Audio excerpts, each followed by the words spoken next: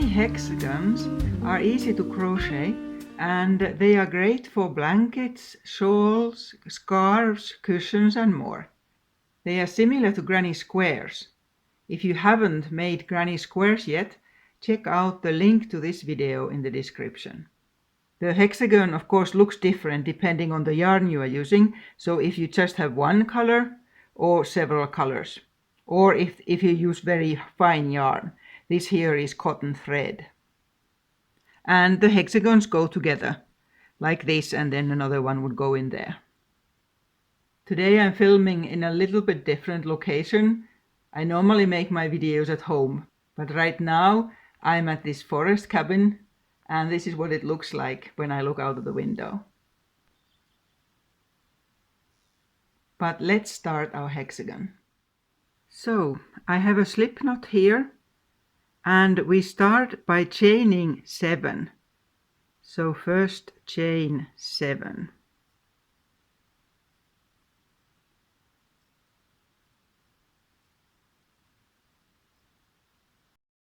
There, and then insert the hook into the first stitch and join that into a ring using a slip stitch.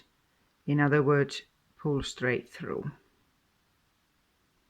So we have a small ring, and now because it's a hexagon we need 6 groups of stitches into it, and it will be 6 groups of 3 double crochets using the American term. If you use British terms it's treble, but first we chain 3 and that counts as the first double crochet. Then yarn over, insert the hook into the ring, get the yarn, whichever way you crochet. There are so many different positions that you have your hands in when you crochet. Then yarn over and through 2 loops, yarn over and through 2 loops. So that's a double crochet. And another one.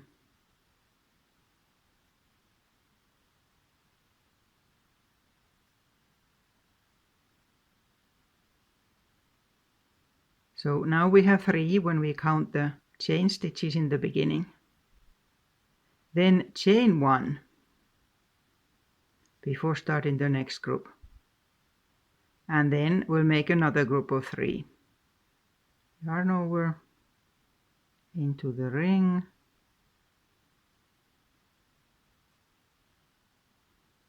and finish off the double crochet.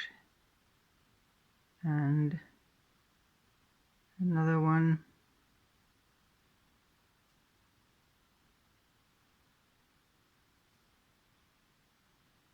And a third one.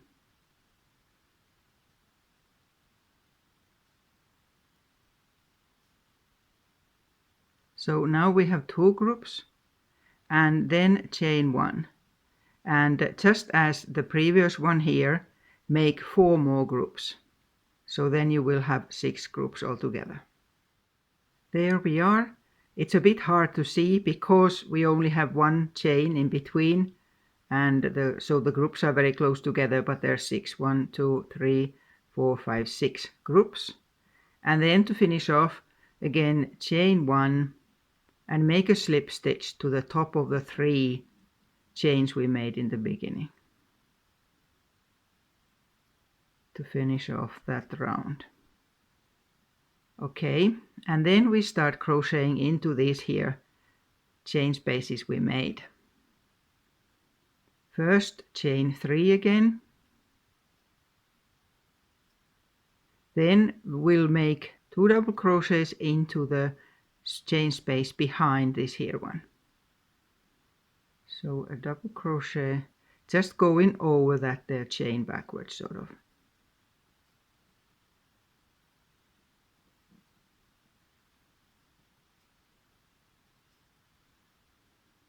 There, and then chain 1, and now we skip into the next chain space and 3 double crochets there.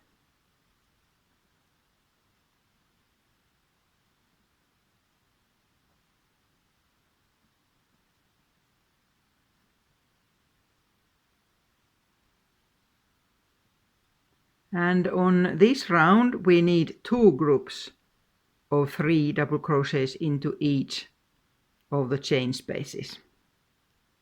So after these 3, chain 1,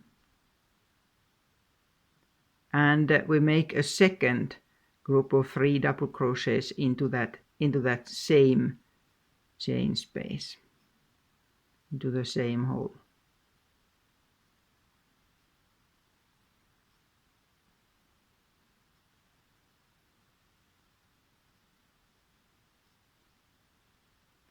There.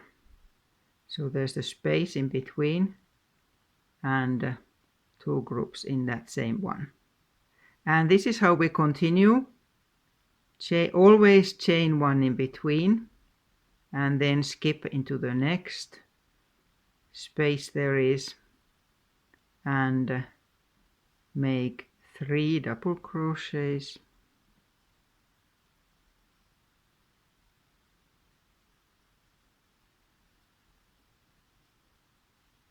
three, chain 1, and again 3.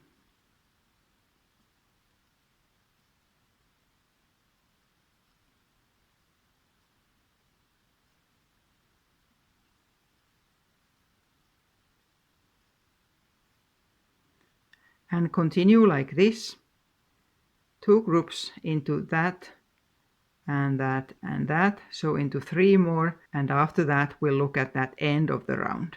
So first 3 groups like that.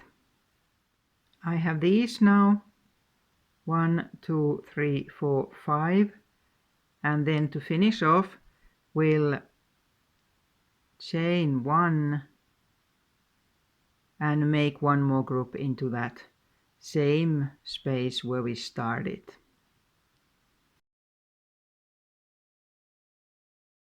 So that way each part is the same. Chain 1 and a slip stitch in the beginning of the round.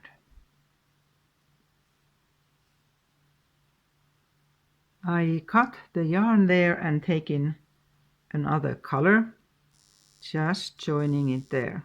For the next round, whether you change the color or not, chain 3. There's 1, 2, and 3. I'll tighten that a bit. And we start the same way as on the previous round. You make 2 double crochets into that space behind the chain.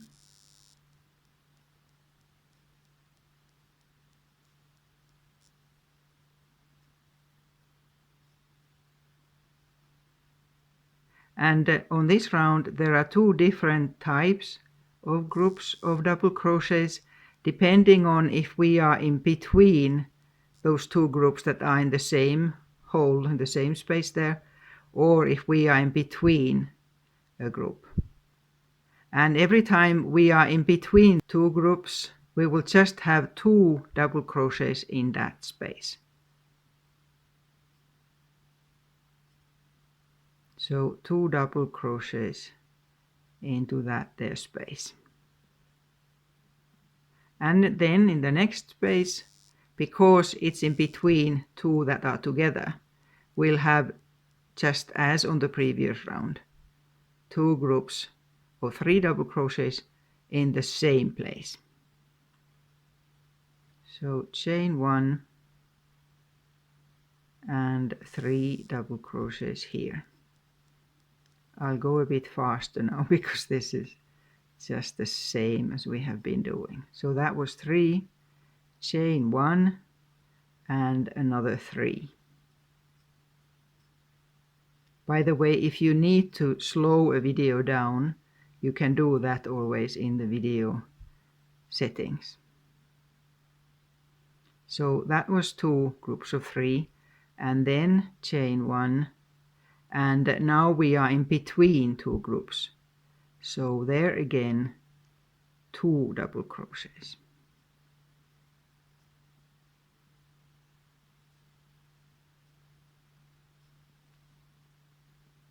And this is how we continue.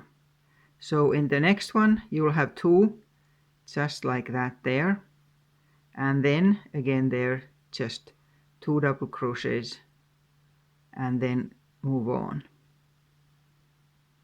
So I'll work now until almost the end of the round. Here, so every second one is just 2 double crochets, and every other one forms a point. And at the end here, again chain 1 and crochet 3 double crochets into the same corner where we started. Well, it's not really a corner, it's a point. There. Chain 1 and finish off with a slip stitch.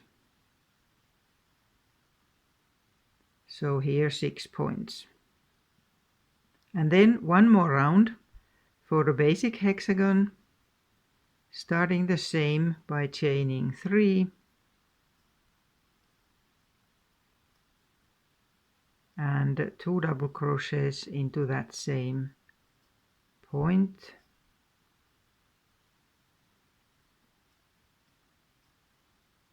Chain 1, and then we'll need a group of 2 double crochets on each side of this here one group we have. So I had chained 1 and then I skip into the next space and 2 double crochets there.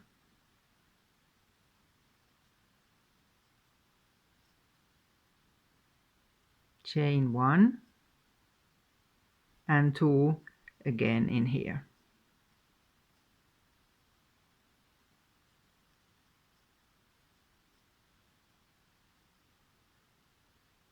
And then we get into that there point, and we'll make it just as before. Chain 1 and 2 groups of 3 double crochets.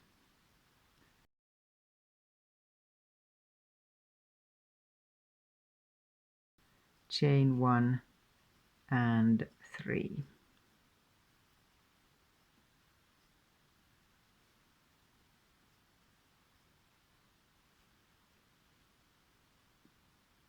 So we see here now that the points are different from the space between the points.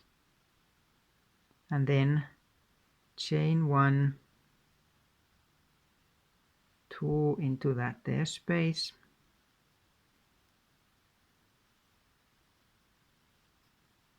Chain 1, and then we skip to the next one and 2 double crochets there. Now you would see these done using different numbers of stitches, and that's not a problem.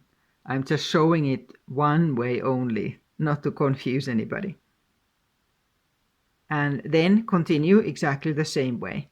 So every time there's a point, you make a new point, and where there's a group of 2 double crochets, you make a group on each side of it.